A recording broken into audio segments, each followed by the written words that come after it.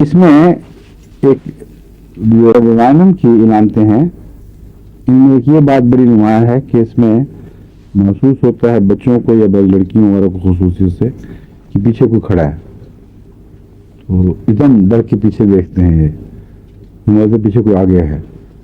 اور یہ بھی لگتا ہے بعض ان کو کہ کوئی چہرے مجھے کہیں سے جھانک رہے ہیں. تو اگر یہ احساس ہو کہ کچھ لوگ جھانک رہے ہیں مجھے کہیں سے، تو اس کو میڈورائنم سے بھی ٹھیک کیا جا سکتا ہے. اور ایک اور دوا بھی ہے، میں نے آپ کو بتائیے پہلے کبھی بتائی تھی، فاسفورس میں بھی یہ ذہنی اثر ہوتا ہے کہ مجھے کوئی جھانک رہا ہے،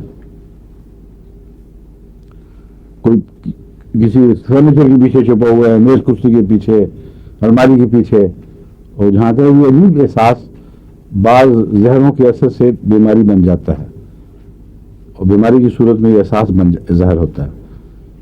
اس کے لیے وہی زہر کام آتے ہیں ہومیوپیتھی میں جو اس سے ملتی جلتی علامتیں پیدا کرتے ہیں. تو فاسفورس کا زہر جن کو دیا جائے اس سے یہ علامتیں پیدا ہوتی ہیں. اسی طرح میڈورائنم سے بھی. اندھیرے کا خوف ایک عام اس میں قدرتی بات ہے. گرنے کا خوف بھی اس میں نمایاں پایا جاتا ہے.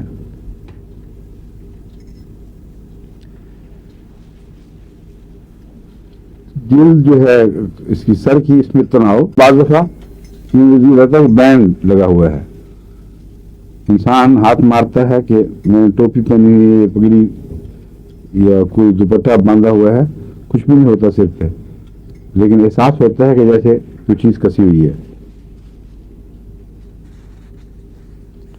اگر یہ گردن کے گرد احساس ہو، تناؤ کا، جیسے کوئی چیز کسی ہو یا بند کال اور شدید تکلیف دے، تو کون سی دوا کام آئے گی؟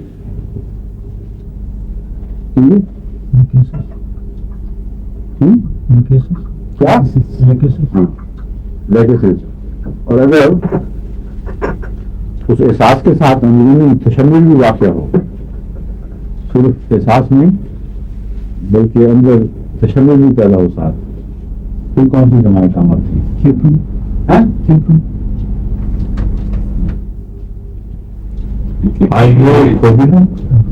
اور ہائیڈروسائنک ایسڈ شروع میں بتایا تھا.